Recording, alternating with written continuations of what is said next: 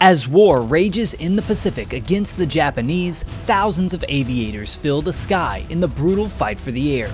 But in this famous conflict, one photo is snapped on a combat mission in 1944 that simply seems fake. A gunner at his position completely naked. But it is absolutely real. So what led to this famous image? In this video, I will tell you exactly how it happened and the unbelievable story behind this photo. As we tell the story of the famous photo of the naked gunner, first we must understand the battle that caused this absurd situation.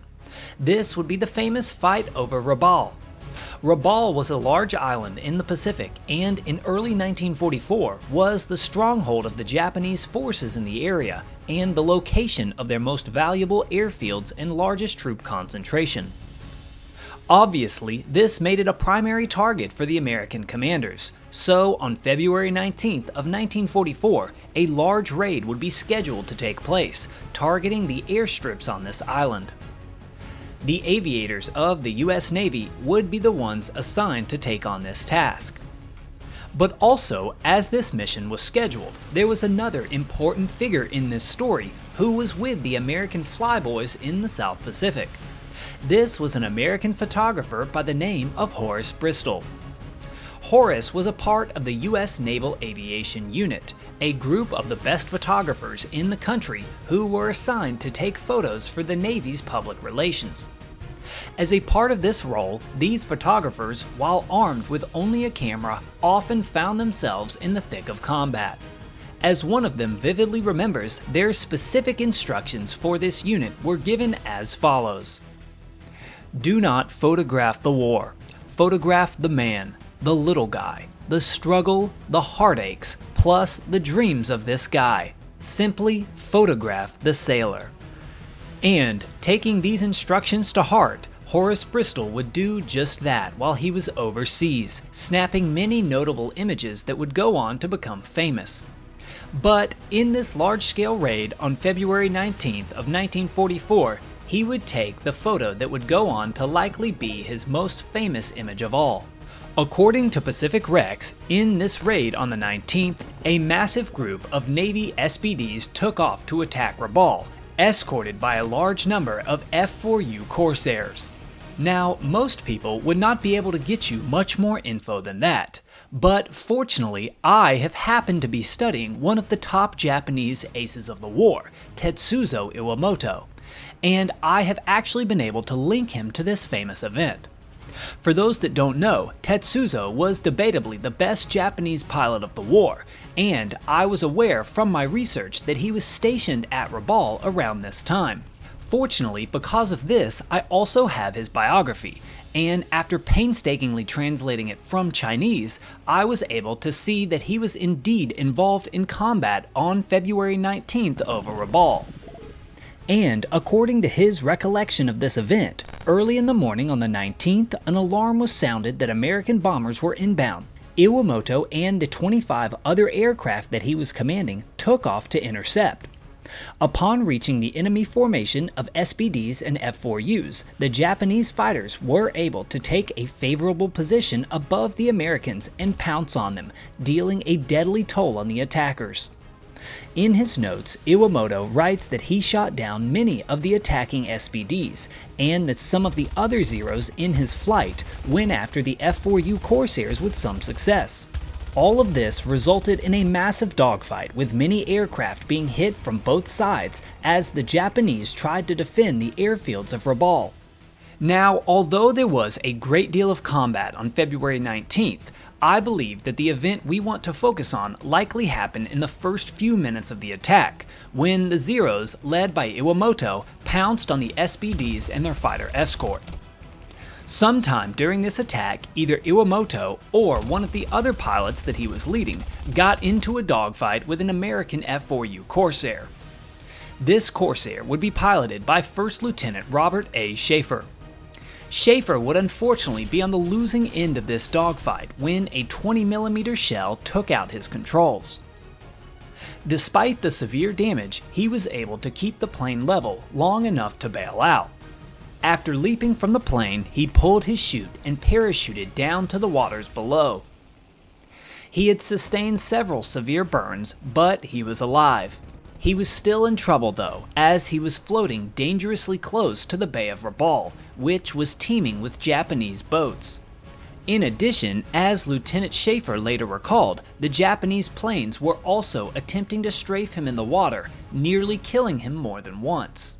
Fortunately, they did not hit him, and with all the strength that he could muster, he tried desperately to swim away from the enemy-controlled island, knowing that his chances were not good with the Japanese, who by now were notorious for their horrendous treatment of downed pilots. Luckily for him, one of his fellow pilots reported his location after seeing his parachute deploy, so that the rescue planes might be able to find him. He would, however, have to wait, as there was no way that a rescue plane could get this close to a Japanese stronghold. So, with no other option, Lieutenant Schaefer floated on the water, taking a terrible beating from both the waves and the sun as he continued to float in the waters off Rabaul. The following day, 25 hours later, Schaefer finally heard a plane in the sky, and this time it was not a Japanese fighter.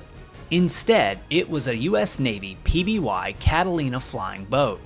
Now, what exactly was the role of the PBY Catalina? As you can see behind me, this aircraft really just looks like a flying boat, because that's essentially what it was. This seaplane primarily served as a sea rescue plane, especially for downed pilots in the open ocean. Any time that an American or British aviator was shot down and either had to parachute or ditch in the open water, a Catalina or a similar plane would be sent to search in the waters of the area and then hopefully land next to and rescue the downed pilot. On the PBY is one of the more unique positions in all of the aircraft of World War II. This would be the blister gunner. The blister was a position on the side of the fuselage of the Catalina that was named for its unique shape that closely resembled a bubble or a blister. This interesting position would play a major role in this story. So, one of these Navy PBY Catalinas would be sent to find the lost Lieutenant Schaefer the next day, and fortuitously, on board of this Catalina was US Navy photographer Horace Bristol, looking to capture the struggle. As the PBY soared over and spotted the aviator bobbing in the water, it was no doubt a blessed sound for the downed Corsair pilot, who was now on the brink of death from his severe burns and exposure. The PBY saw Schaefer below and landed in the water a small distance away. But as the Catalina came to a stop, a situation developed.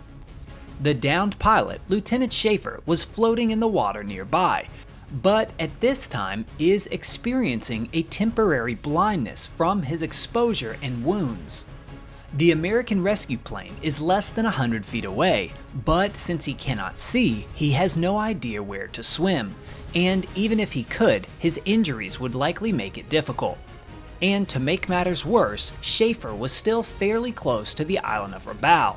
So, as soon as the PBY landed, the coastal guns began to open up on the rescue party. As the gunfire can be heard in the distance, the crew of the PBY knew that it was only a matter of time until they either landed a hit on their Catalina or until fighters were scrambled to hit them. Immediately, realizing that something had to be done, one of the crew members on board of the PBY volunteered to go in after the blinded Lieutenant Schaefer. The volunteer quickly took off his flight gear, his boots, and all of his clothes, stripping himself completely naked so that he could swim as quickly as possible. He leapt from the seaplane and into the ocean, swimming straight to Lieutenant Schaefer, all while the fire continues in the distance, but he was not deterred. He leapt from the seaplane and into the ocean, swimming straight for Lieutenant Schaefer, all while the gunfire continues in the distance. As the crew member arrives with Schaefer, he takes him by the arm and guides him back to the PBY. In just a few seconds, the exhausted pilot is strapped into a seat and the pilot fires up the engines and pushes the throttle forward, as they no doubt just have a few minutes left before they are a sitting duck for Japanese Zeros. The engines roar to life and the seaplane starts to move. But as they are still in the middle of enemy territory and under fire, All crew members on the plane are supposed to be at their combat stations.